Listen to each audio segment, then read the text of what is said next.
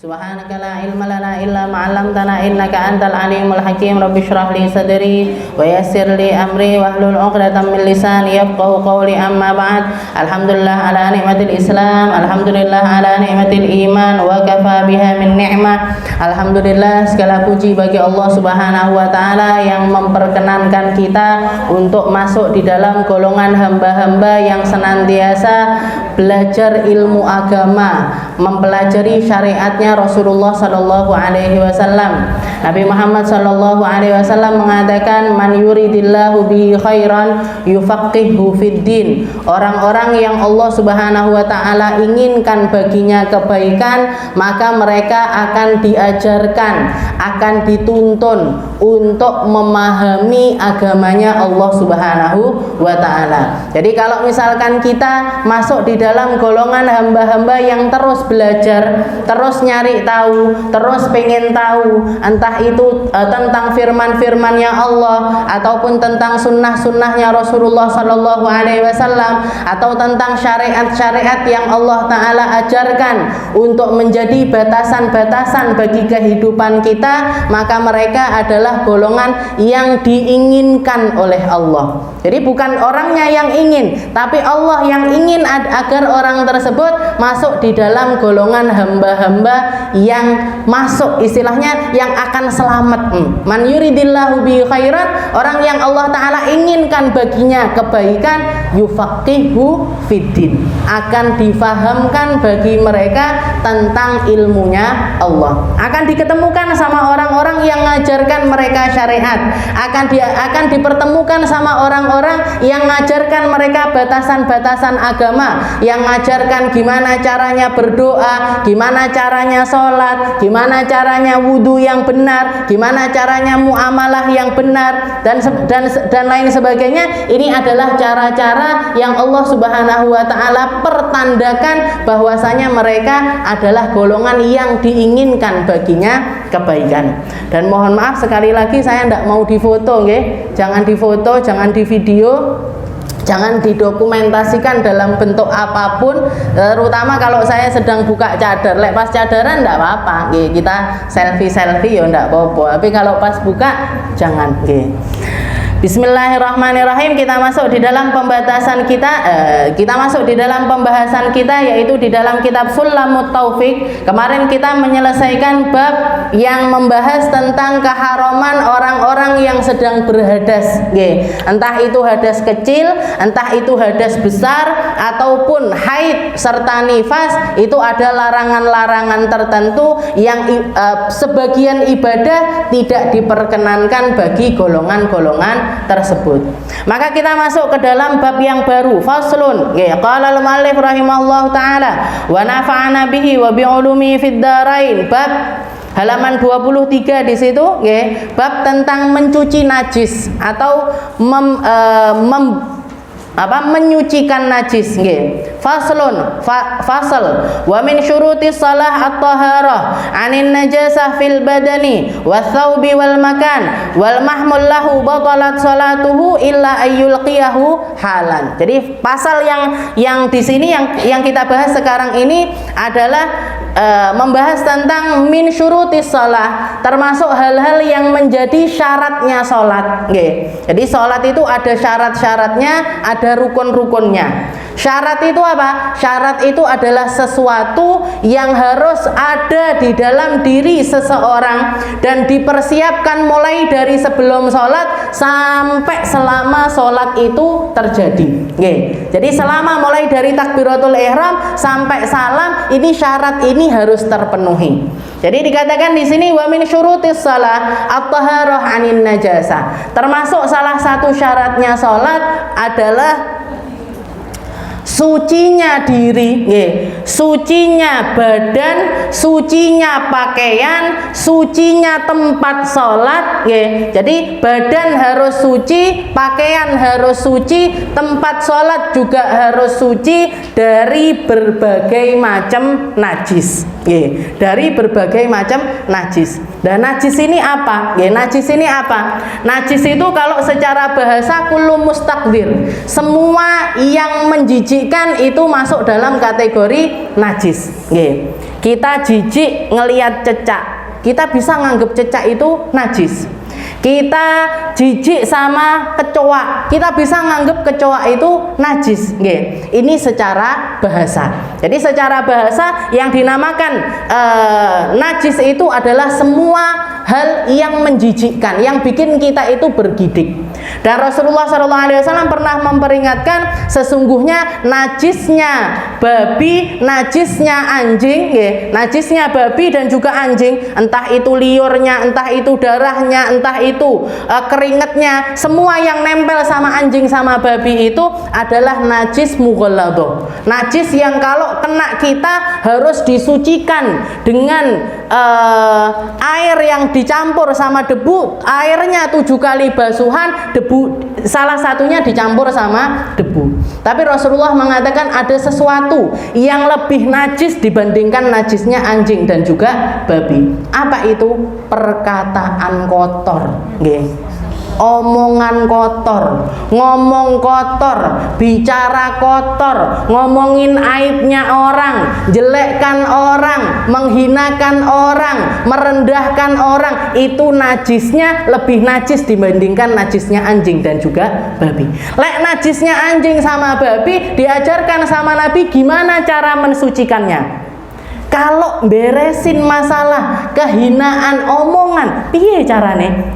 Gimana caranya mensucikan lidah yang kotor dengan omongan-omongan jelek? Sekarang bukan cuma lidah aja yang bisa ngomong, gitu.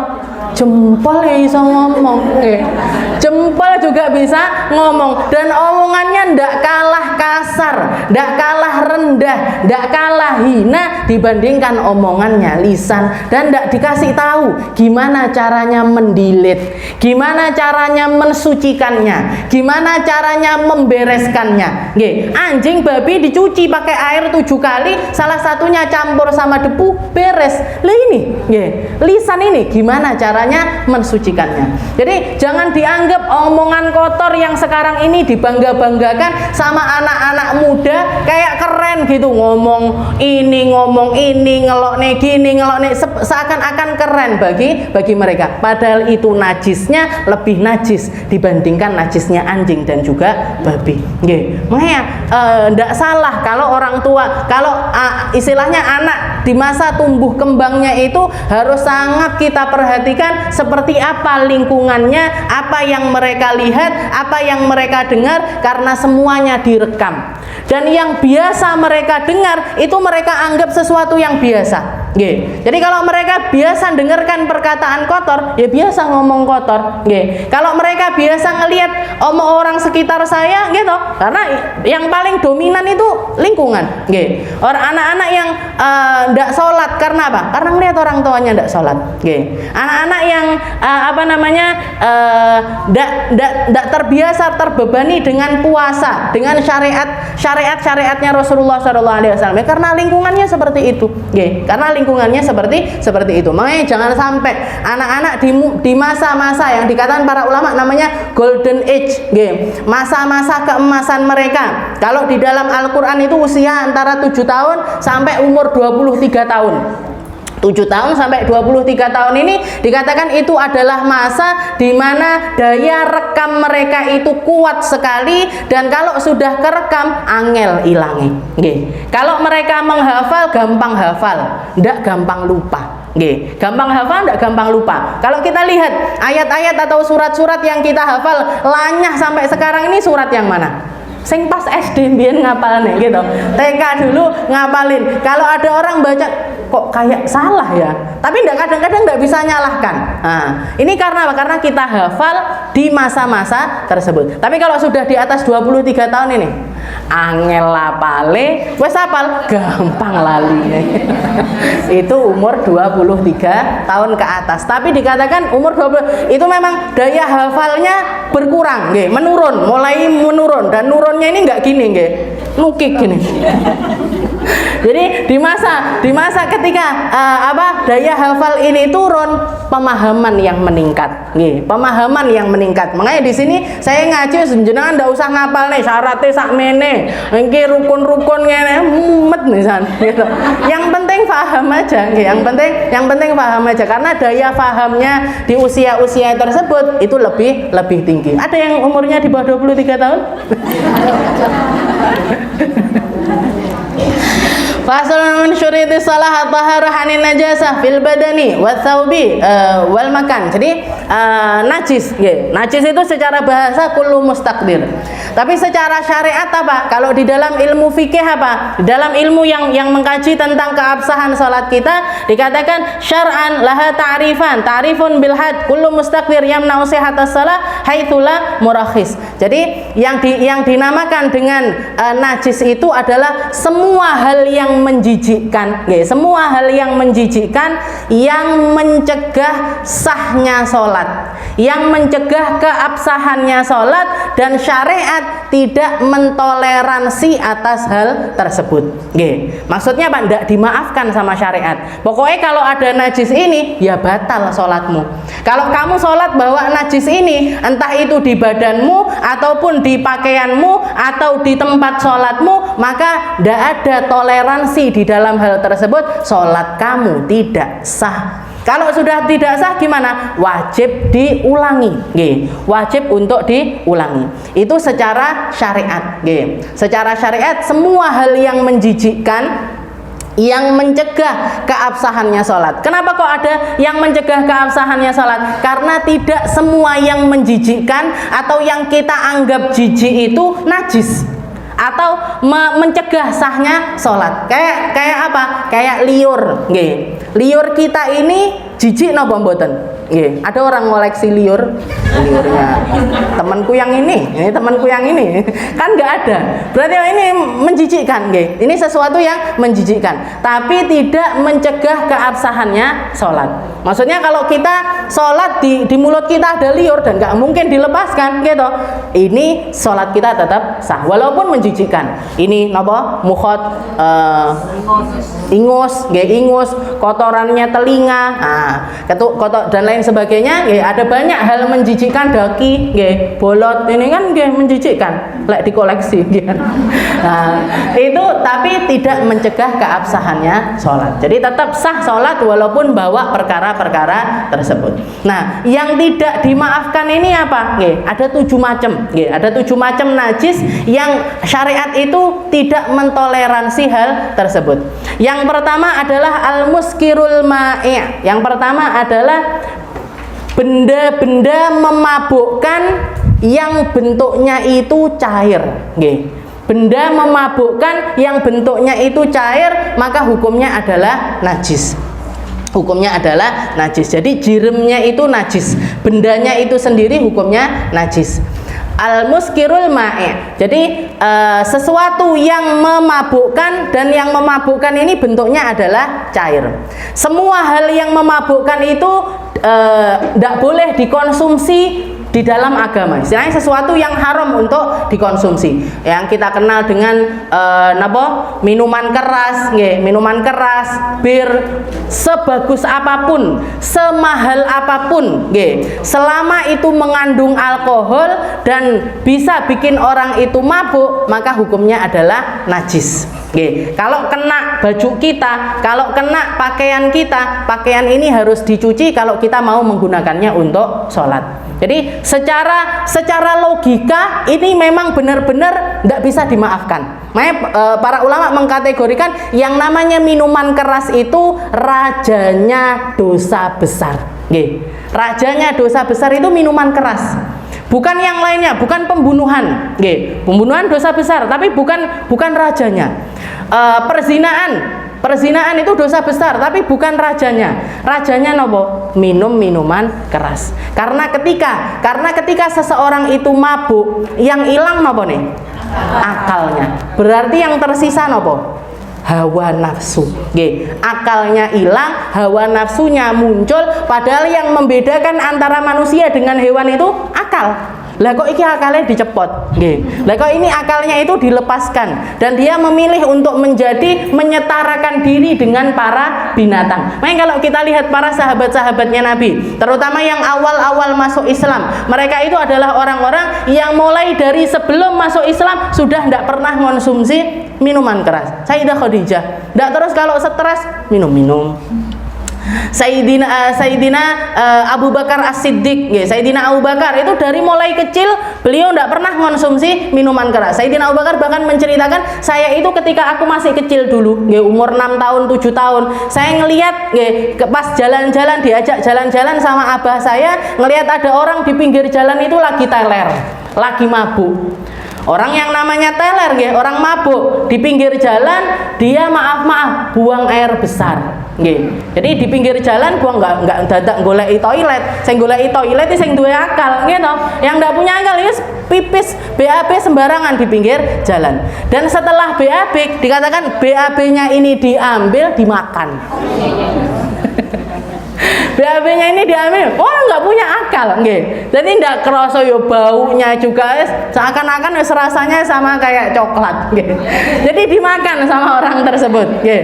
Maka dikatakan waktu itu katanya Sayyidina Abu Bakar, ketika aku melihat kejadian yang seperti itu, aku berjanji di dalam diriku sendiri, wallahi demi Allah, apapun yang terjadi, saya ndak akan pernah mau nyicipin minuman laknat ini, nggih. Saya tidak akan mau mencicipi minuman yang akan membuat saya itu hilang akal, dan kalau sudah hilang akal, apapun bisa terjadi. Apapun bisa terjadi. Ini katanya Sayyidina Abu Bakar. Maaf, beliau tidak pernah. Jadi di usia remaja ya tidak mau, di usia dewasa juga tidak mau, sampai akhirnya datang syariatnya Rasulullah SAW yang mengharamkan atas hal tersebut. Padahal awal-awal Islam niku yang namanya khamr ini yahtalit fi nufusil a'rab. Jadi termasuk sesuatu yang melekat sama kebiasaannya orang-orang Arab. Nggih, orang Arab karena orang kalau minum khamr niku nggih, salah satu hal yang dirasakan itu badannya jadi anget. Nggih, badan itu jadi anget. Makanya di awal Islam itu ndak langsung diputuskan haram. Enggak. Kenapa? Karena masyarakatnya masih sangat lekat dengan yang namanya khamr. Jadi pengharamannya itu bertahap. Ketika ada sahabat yang nanya, ya Rasulullah, mal khamru wal maisir, ya Rasul, gimana hukumnya khamr ini kayak apa, hukumnya minuman keras ini seperti apa? Maka turun ayat yang yas'alunaka 'anil khamri, qul fihi ma ithmun kabir wa manafi'un linnas. Katanya Allah Ta'ala mengatakan, wahai Muhammad, para sahabatmu nanya kepadamu tentang hukumnya khamr. Katakan kepada mereka, di dalam khamr itu ada dosa yang besar. Ada sesuatu yang sangat membahayakan jiwa di dalam khamr tersebut. Wa manafi'un linnas, tapi juga ada manfaatnya. Apa itu manfaatnya? Salah satunya adalah bikin badan ini anget. Jadi kalau pas musim panas, musim dingin sekali, salah satu hal cara mereka untuk menghangatkan badan minum khamr. Makanya kalau kita lihat orang-orang yang terbiasa minum khamr itu rata-rata di negeri yang terlalu dingin. Arab Saudi itu negara yang sangat dingin. Lek dingin banget, lek panas banget. Maka mereka terbiasa. Akhirnya sampai suatu kejadian ada seorang sahabat habis minum khamr, masih belum haram, hukumnya masih belum haram. Ketika minum khamr jadi imam. Jadi imam sholat, saya teler ini sih Fatihah saya aman, baca Fatihah masih aman. Pas baca surat Al-Kafirun, qul ya ayyuhal kafirun la a'budu ma ta'budun wa la antum a'buduna ma a'budu wa la ana a'budu ma abattum wa la antum a'buduna ma wa la ana a'budu ma abattum wa la lakum dinukumnya ndak temu-temu, lakum dinukumnya ndak ketemu, muter terus iki nggak barbar iki piye. Akhirnya turun ayat kepada Rasulullah mengatakan, ya ayyuhalladzina amanu la taqrabu taqrabus salata wa antum sukara. Wahai orang-orang yang beriman, kalau kamu jangan kamu deket-deket sama sholat kalau kamu masih teler. Nggih. Kalau masih hilang akalmu, masih teler, kamu jangan deket-deket sama sholat. Akhirnya sama Rasulullah dibikin peraturan, yang mau minum khamr waktunya cuma 2. Nggih. Waktunya untuk boleh minum khamr itu cuma 2. Kapan itu? Habis subuh sama habis isya. Nggih. Habis subuh sama habis isya. Kalau minum khamr habis subuh, insya Allah duhur wis sadar. Nggih. Kalau minumnya habis isya, insya Allah subuh sudah sadar. Itu pun minumnya harus di rumah masing-masing, ngunci pintu. Nggih. Karena kalau di luar rumah bisa membahayakan orang banyak. Jadi boleh di dalam rumah. Setelah itu waktunya habis subuh sama habis isya. Nah, setelah itu dikatakan sampai yang ketiga kalinya baru turun ayat yang mengatakan innamal khamru wal maisiru wal azlamu rijsun min amalis syaitan. Wahai Muhammad, yang namanya khamr, yang namanya maisir, perjudian, wal azlam, dan juga nyari panah. Jadi orang dulu itu sukanya judinya itu pakai panah gitu, nanti diundi-undian seperti itu, maka semuanya adalah rijsun, semuanya adalah perkara yang najis min amalis syaitan, dari amal-amalnya setan. Maka dikatakan ketika ayat itu turun, dikatakan semua orang yang ada di Madinah yang di dalam rumahnya masih tersisa khamr, masih tersisa minuman beralkohol, langsung diambil, dibanting di depan rumahnya masing-masing. Sampai dikatakan sampai jalanannya Madinah itu basah dengan alkohol tersebut, sama minuman keras tersebut. Ini yang dia jadi bertahap. Rasulullah Subhanahu wa taala tidak mengharamkannya secara langsung seperti itu, dan seperti yang kita lihat sekarang ini, Arab Saudi menjadi salah satu negara yang bertahan selama 1400 tahun lebih tanpa adanya alkohol di sana. Di Mekah, Madinah terutama tidak akan jenengan nemukan khamr di sana. Goleki khamr neng Mekah, neng Madinah. Jadi yang pertama, sesuatu yang haram pertama adalah al-muskirul ma'i. Jadi perkara yang memabukkan dan bentuknya itu cair.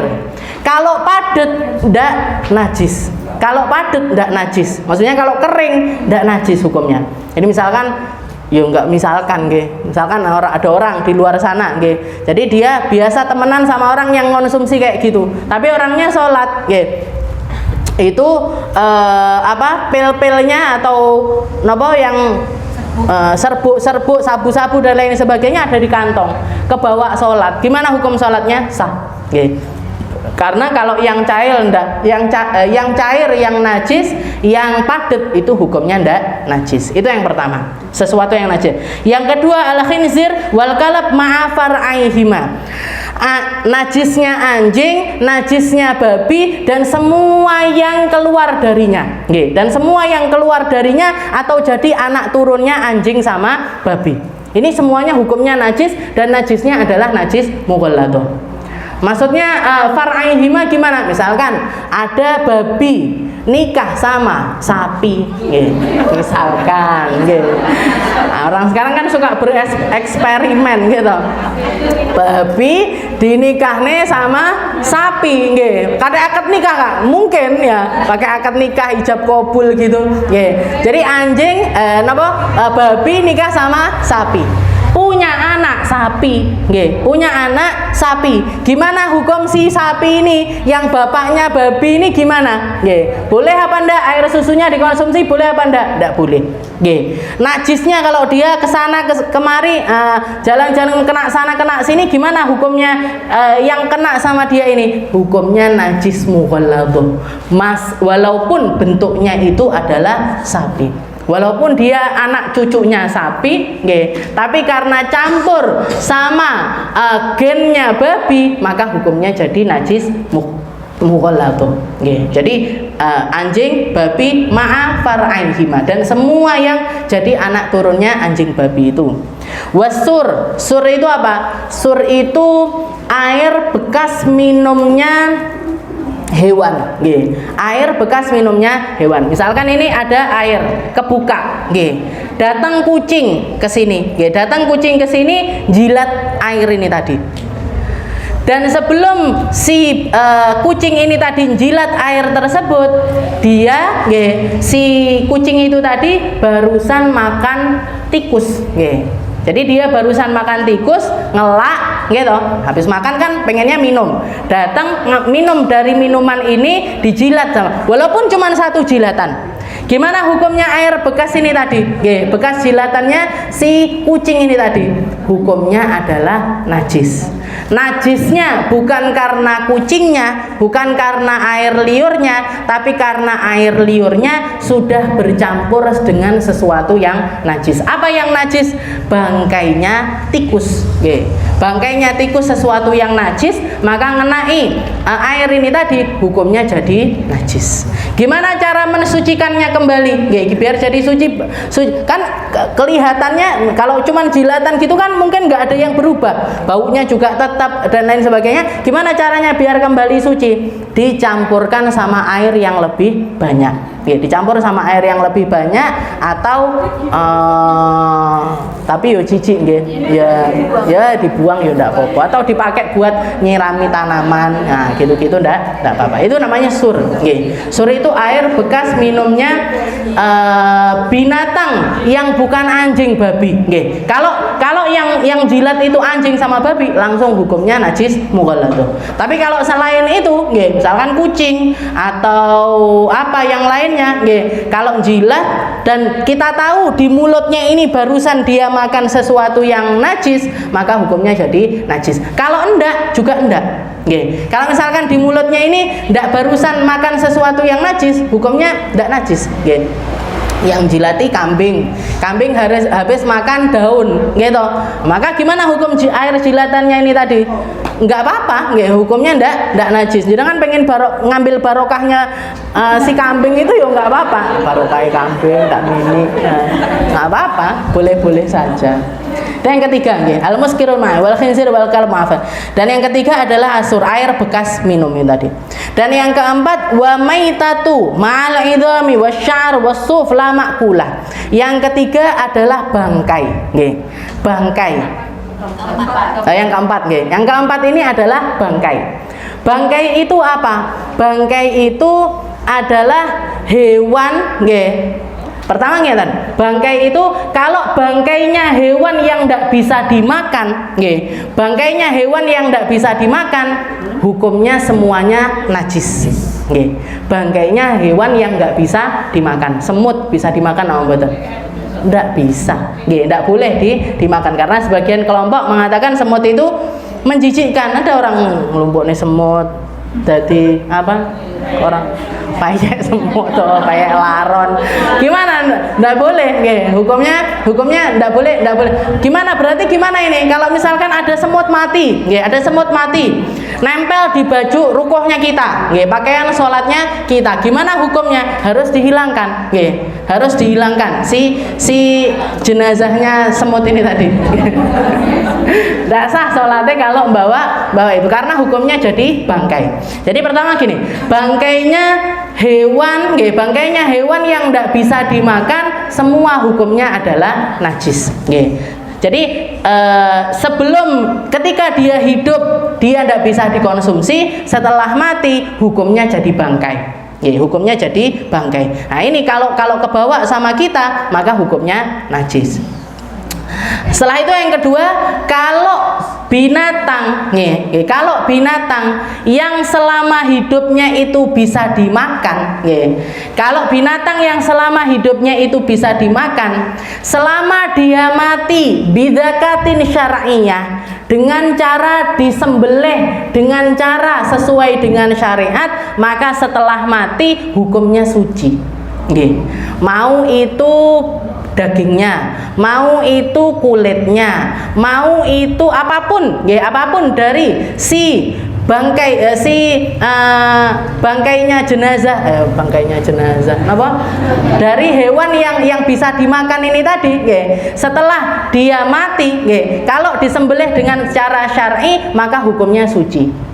Tapi kalau mati bukan dengan cara disembelih secara syariat, maka hukumnya jadi najis.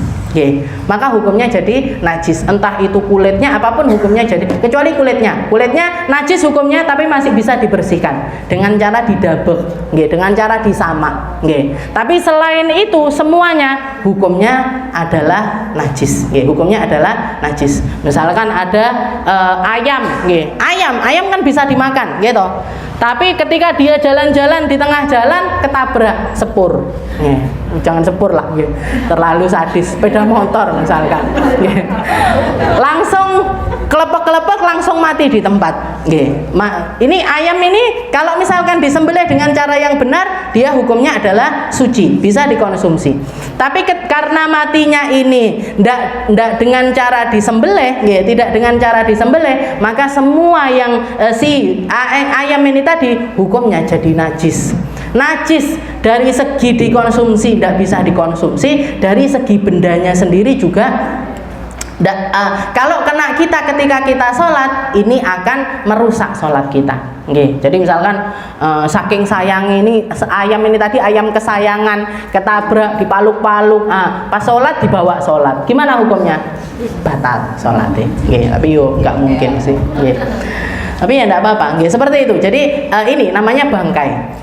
Bangkai, semua bangkai hewan yang jadi dua itu tadi bisa hewan itu terbagi dua, bisa dimakan, enggak bisa dimakan. Kalau yang bisa dimakan selama disembelih dengan cara syar'i, hukumnya jadi suci. Kalau enggak, maka hukumnya jadi bangkai. Yang kedua, kalau hewan yang selama hidupnya tidak bisa dikonsumsi, masih jenengan sembelih dengan cara syar'i sekalipun, hukumnya tetap jadi bangkai. Saya pengen makan kucing, misalkan, disembelih, pakai pakai pisau yang tajam, pas nyembelih juga Bismillahirrahmanirrahim, Allahu Akbar. Gimana hukum kucingnya? Nggak najis, karena selama hidupnya dia memang bukan hewan yang bisa dikonsumsi. Wa maitatu ma'al idhami wa sya'r wa suf la ma'kulah walal bashar. Dan juga yang enggak boleh juga, dan ini mau dia hidup mau dia mati hukumnya tetap suci, yaitu bangkainya manusia. Bukan bangkai, jenazah berarti. Manusia ini selama hidupnya Allah Ta'ala muliakan mereka, setelah mati pun juga tidak jadi bangkai.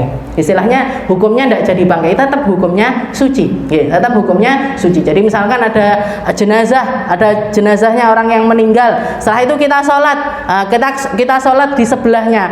Pas waktu sholat badan kita kena sama jenazah ini tadi, gimana hukum sholatnya? Tetap sah. Jadi manusia itu tidak akan jadi bangkai, tapi jadinya jenazah. Walaqad karramna bani Adam. Setelah itu yang kelima adalah Adam. Kalau ikan itu wahilun, halal. Jadi halal untuk dikonsumsi, dan meskipun jadi bangkai tetap hukumnya halal. Boleh. Ikan itu boleh, walaupun ndak apa-apa, ndak perlu disembelih juga, ikan. Disembelih nama mboten biasanya.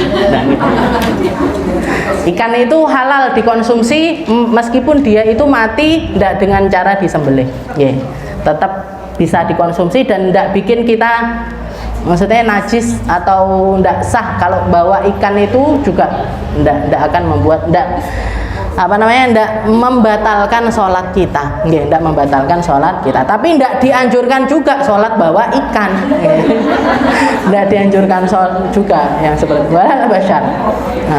Wadam, yang kelima adalah darah. Darah itu hukumnya najis. Darah itu hukumnya jami'ud dima najisah illa asyrafa thahir. Jadi darah itu hukumnya najis. Dan kalau kena kita ketika kita sholat, batal sholat kita. Batal sholat kita kecuali kalau darahnya itu sedikit. Darah sedikit itu seberapa? 1 koin. Sak koin gini, kalau jenengan kecipratan darah dan cuman 1 koin gini, maka tidak membatalkan sholat, tidak akan membatalkan sholat. Jadi gini, darah ini kalau darah itu darahnya orang lain atau darahnya hewan yang tidak najis, bukan darahnya anjing dan juga babi, maka dimakfu atau dimaafkan sedikitnya. Sedikit itu sak ngeten iki, sak koin, sebentuk koin. Tapi kalau darah itu darah kita sendiri, kalau darah itu darah kita sendiri, maka dimaafkan sedikitnya ataupun banyaknya. Sedikitnya ataupun banyaknya, semuanya ndak akan merusak sholat kita.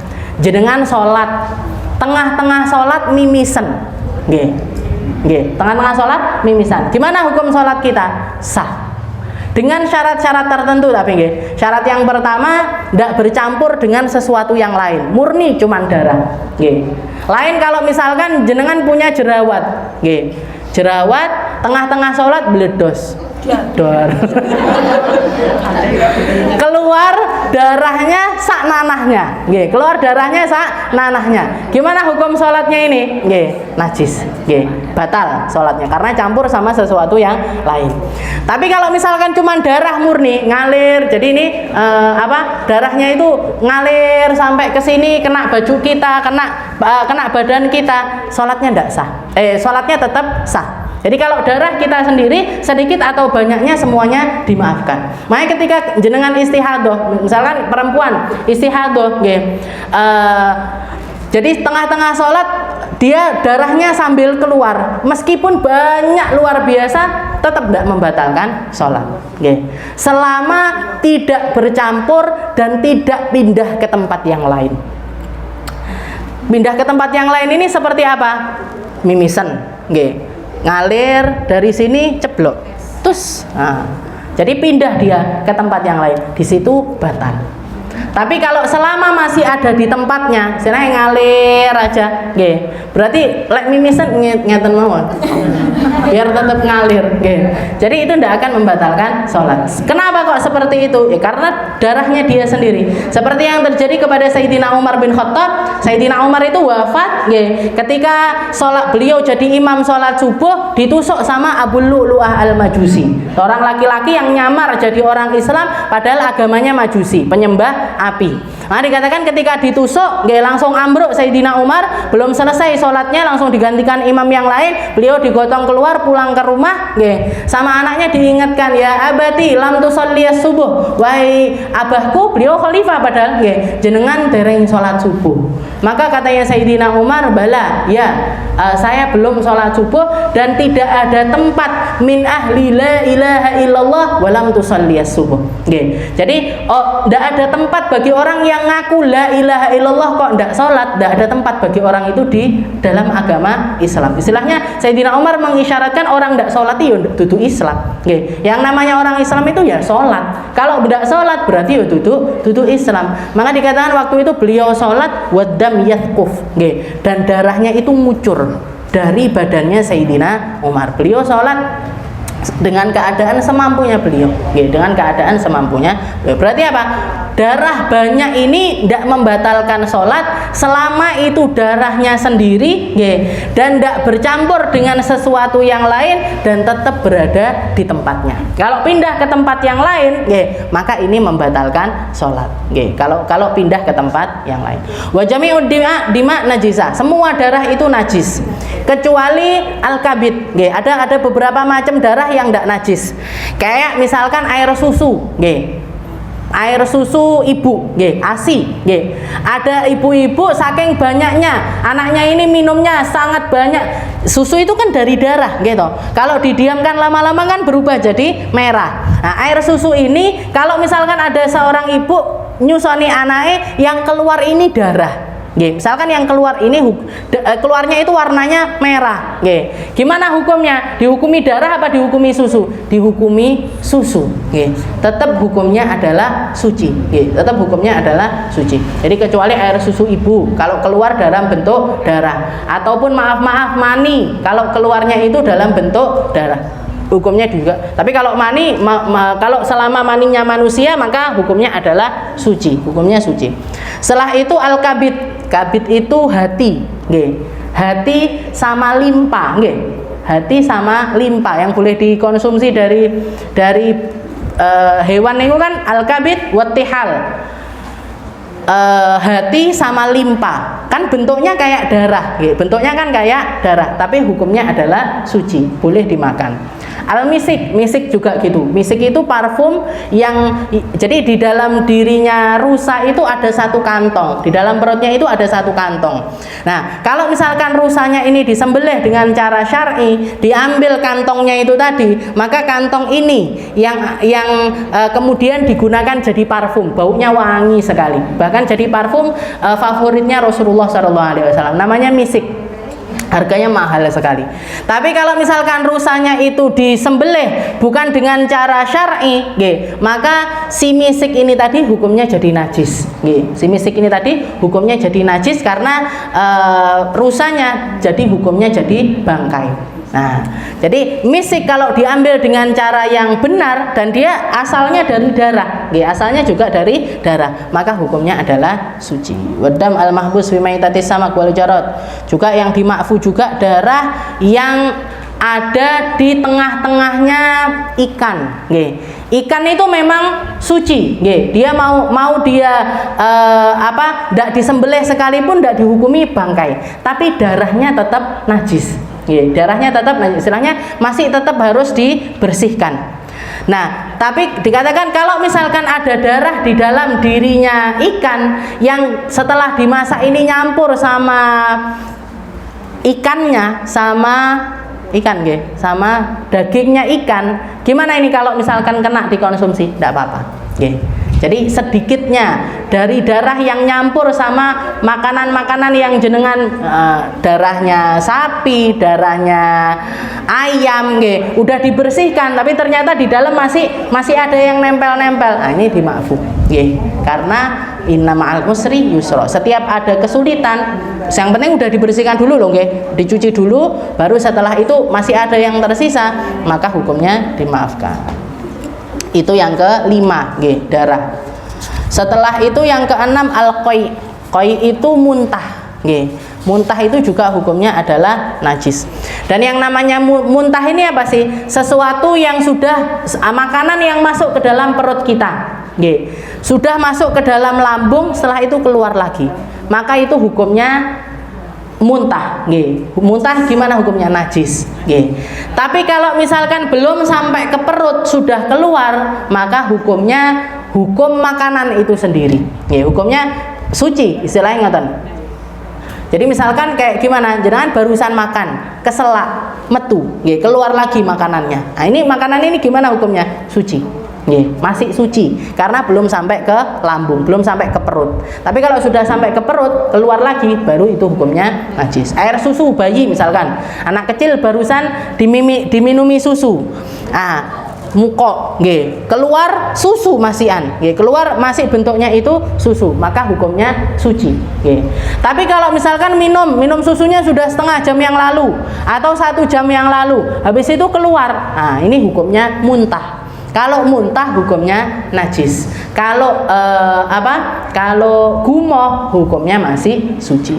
Nah, jadi yang dilihat ini lama apa enggak jaraknya antara minum sama muntahnya, ini lama apa enggak. Kalau lama hukumnya najis, kalau sebentar hukumnya enggak najis. Wa kullu ma dhahara minas sabilain siwa aslil bashar. Juga itu tadi nanah, nanah juga hukumnya najis. Nanah itu hukumnya najis. Dan yang terakhir adalah semua yang keluar dari 2 kemaluan. Jadi semua yang keluar dari 2 kemaluan siwa aslil bashar, kecuali mani, maka semua hukumnya adalah najis. Yang keluar dari jalan depan najis, keluar dari jalan belakang hukumnya juga najis. Ada yang hukumnya tidak najis. Kalau misalkan yang keluar itu sesuatu dalam bentuk sama dengan ketika dikonsumsi. Kayak misalkan ada orang keleleken kelereng, misalkan ada orang keleleken kelereng, setelah itu keluar dari BAB-nya, bentuknya masih kelereng, ndak terus jadi permata, bentuknya tetap kelereng. Gimana hukum kelerengnya ini? Najis apa enggak? Hukumnya adalah mutanajis. Mutanajis itu benda suci kena najis. Nah, berarti gimana? Kelerengnya hukumnya tetap suci, tapi kalau mau dipakai mainan harus dicuci dulu. Gitu, terus bentuknya podo langsung gitu lah. Jadi hukumnya adalah mutanajis, bukan najis. Jadi kalau najis itu bendanya najis. Kalau sesuatu yang najis tidak mungkin bisa disucikan. Air kencing hukumnya najis.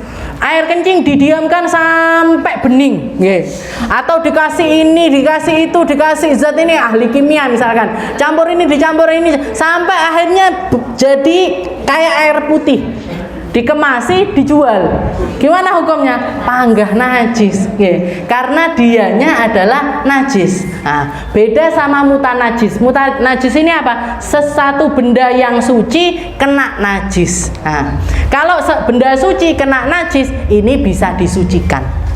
Bisa disucikan dengan cara dihilangkan najisnya tersebut. Illa aslul bashar. Jadi 8 ada 8 macam najis yang harus kita perhatikan ketika kita sholat. Harus dipastikan badan bersih dari itu semua, pakaian bersih dari itu semua, tempat sholat juga bersih dari itu semuanya. Yang dimaksud tempat sholat ini semua tempat yang kena bagian tubuh kita, bagian atau pakaian kita selama kita sholat, itu namanya tempat. Itu namanya tempat. Jadi tidak harus misalkan jenengan sholat di pojok sini, di sebelah situ ada najisnya. Apa sholat saya batal karena di sebelah situ ada najisnya? Enggak. Jadi tidak harus memastikan semua tempat. Saurunge sholat keliling sak masjid, nek najis apa ora? Tidak harus. Yang penting tempat kita untuk sholat dan yang kena baju atau kena badan kita ketika kita sholat harus kita pastikan itu semuanya bebas dari segala macam najis. Mau itu najis ringan, mau itu najis tengah ataupun najis yang mughalladah atau najis yang berat, semuanya harus kita bersihkan. Wal mahmul lahu batalat salatuhu illa ayyulqiyahu halan wallahu a'lam bis-shawab.